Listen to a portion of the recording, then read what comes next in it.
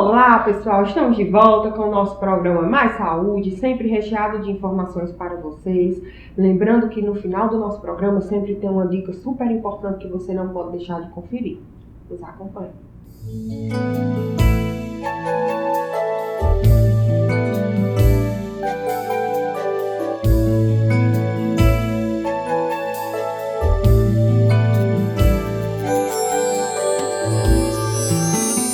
Olá, pessoal! Estamos de volta com o nosso programa Mais Saúde e Melhor da Idade, sempre trazendo dicas, sugestões e orientações para você cuidar bem melhor da sua saúde. Hoje contamos com a participação do enfermeiro Lucas, ele que é sócio-diretor da Consultoria Samaritano, é também enfermeiro intervencionista do SAMU, atua também na parte da educação, não é isso, Lucas? Educação continuada dentro da empresa do SAMU, é especialista em saúde da família e em urgência e emergência também. Bom dia, Lucas. Bom dia, Rebeca. Um prazer estar aqui no seu programa e poder contribuir, dando orientações, explicações sobre esse tema tão importante. Seja bem-vindo. Lucas, assim, no dia a dia, muitas das vezes nós nos deparamos com situações em que precisam intervenções imediatas, às vezes com algum parente nosso que sofre uma parada cardíaca, sofre um AVC, ou muitas das vezes no trânsito nos deparamos com acidentes, às vezes até mesmo com nós mesmos somos vítimas de acidentes de trânsito, existe uma estimativa muito grande relacionada a acidente de trânsito, e às vezes ficamos sem saber como conduzir aquela situação. Porque tem um intervalo de tempo de ligar pedindo socorro até o socorro chegar. Então, assim, existem muitas dúvidas de como se portar mediante aquela situação. Então, eu queria que você nos falasse qual é a importância de ter conhecimentos em primeiros socorros na população em geral. Até mesmo alguns profissionais que não trabalham, não atuam diretamente na área, então às vezes se deparam com dúvidas do que fazer. É um tema muito importante de comentar sobre a importância do conhecimento em primeiros socorros. Esse conhecimento que deve ser, ou deveria ser, de domínio público, ou seja, todo cidadão brasileiro deveria saber como se portar, o que fazer e o que não fazer em uma situação de urgência e emergência. Diferentemente de países do primeiro mundo, onde lá é investido nesta área de conhecimento, desde as séries iniciais, na educação infantil, e vai se desenvolvendo à medida que vai avançando os estudos. Que também deveria ser assim. Infelizmente, nós que somos já profissionais da área de saúde, que lidamos com essa questão e muitas das vezes saímos até, de certa forma, um pouco até despreparados quando se fala em atendimento pré-hospitalar, devido à carga horária reduzida, não especifica tanto assim nesse tema. Então é imprescindível ter esse conhecimento, porque o tempo, como você bem falou, da chamada de um socorro até a chegada desse socorro pode, muitas das vezes, ser a diferença entre a vida e a morte para aquela pessoa.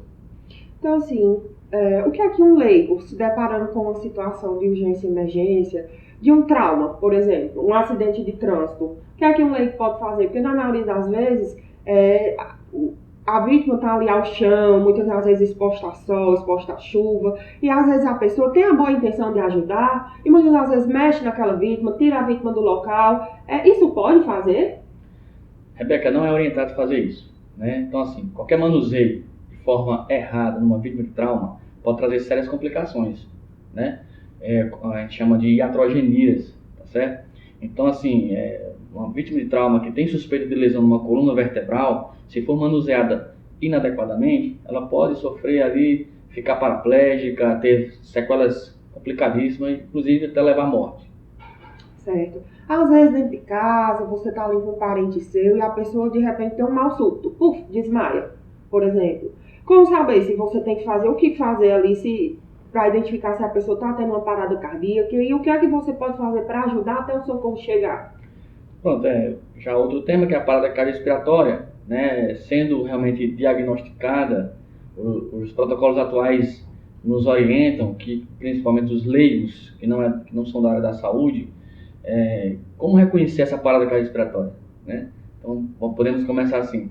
Então, a pessoa que subitamente caiu no chão, não sabe por qual motivo.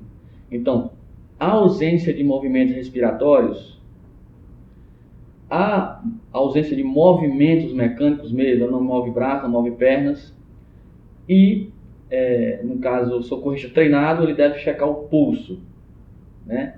Constatando aí, na ausência de pulso, uma parada cardiorrespiratória. E o leigo, ele não precisa checar o pulso, justamente por não ter o conhecimento técnico, talvez, de checar um pulso, que seria o pulso carotídeo, né?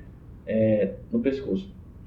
E o protocolo já recomenda, para quem já é leigo, encontrando esses sinais de perda da consciência subitamente, ausência de movimentos respiratórios, ausência de movimentos mecânicos, ele não se move, ele já recomenda que se faça a compressão cardíaca, né? Onde o leigo deveria entrelaçar as mãos, nessa posição, tá certo? E com essa parte aqui, no meio do peito da vítima, nesse osso aqui central, não é do lado esquerdo, é no osso central, ele faria compressões cardíacas naquela vítima, fazendo isso até a chegada do socorro. Então o socorro tem que ser acionado antes, e aí você faz a intervenção com compressões, e aí essa vítima ela teria essa chance de sobrevivência. Lembrando que no acionamento do socorro, no caso 192 SAMU ou 193 bombeiros, pedir também nesses casos que traga o aparelho que dá um choque na vítima, que é chamado DEA, o desfibrilador externo automático. Você tocou num assunto interessante, Lucas. Assim, o SAMU e o Corpo de Bombeiros têm um trabalho bem parecido. Em muitas das situações, a população fica até em dúvida de quem chamar. Se aciona o SAMU ou o Corpo de Bombeiros. Tem uma sugestão de quando chamar qual das duas áreas profissionais? Tem uma diferenciaçãozinha. O SAMU, né, ele atua não na parte de resgate, certo? Ele vai atuar mais em emergências clínicas, emergências traumáticas, acidente de trânsito. Vamos imaginar que esse acidente de trânsito, sei lá, uma pessoa ficou presa às ferragens, né? O SAMU não dispõe de equipamentos para fazer desencarceramento, ou seja, cortar a lataria do carro. Então quem tem que fazer isso são os nossos amigos bombeiros, tá certo? Eles sim são treinados para isso, eles têm as ferramentas adequadas. E nós sim trabalhamos em conjunto nessas situações. Então eles fazem o desencarceramento e nós atendemos, né, quando a vítima já estiver desencarcerada. Outro exemplo seria a vítima de afogamento que estiver dentro da água. Então o SAMU também não vai fazer esse resgate aquático, né? Então quem é mais indicado também são os bombeiros. Então, mas parada cardiorrespiratória, AVC, maus súbitos, acidente de trânsito comuns, o SAMU vai estar à frente com certeza. Certo. Como foi frisado no início da nossa entrevista, você falou assim da importância da até mesmo o leigo ter conhecimento sobre o primeiros socorros. A consultoria Samaritano, ela disponibiliza de algum treinamento que a população possa procurar para ter uma noção sobre primeiros socorros? Sim. Hoje nós dispomos de cursos, treinamentos nessa área, né? Então o leigo, o profissional de saúde que quer se especializar, quer treinar, né, nesta área, atendimento pré-hospitalar, basta procurar o Colégio Salesiano, que fica na Rua Padre Cícero, lá é o nosso centro de treinamento, tá certo? E estaremos lá à disposição para recebê-los e tentar repassar conhecimentos nessa área tão importante. Lucas, eu quero, primeiro de tudo, lhe parabenizar pelo seu trabalho, assim, de fato de muita importância. A questão de salvar vidas é, assim, uma coisa brilhante.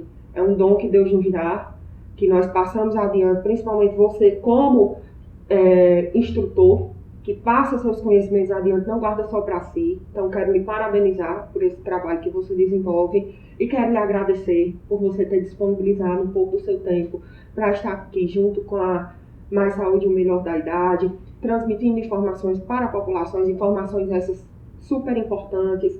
Então, assim, lhe agradeço demais a sua participação e sinta-se sempre convidado a estar conosco para passar sempre orientações para a população. Eu que agradeço, Rebeca, é um prazer imenso poder contribuir, falando um pouco desta área. Estou à inteira disposição, precisar é só chamar. Obrigada.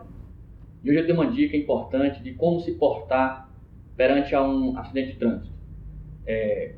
Quando você se deparar com um, tenha em mente que você tem que se preocupar com a segurança da cena. Você não pode se transformar em uma nova vítima. Então o trânsito agitado, tente controlar. O tumulto de pessoas, né? Tente orientar as pessoas a se afastarem da vítima. Não esquecer de acionar o resgate, o serviço de emergência, o bombeiro 193 ou o SAMU 192.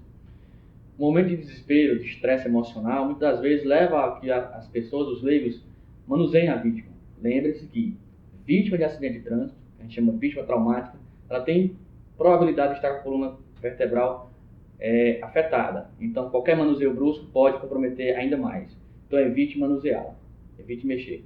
Lembrando que é importante também manter a integridade física e moral da vítima, evitando filmagens e postando em redes sociais, né? Isso não é correto fazer. Ok? Muito obrigado, Deus abençoe.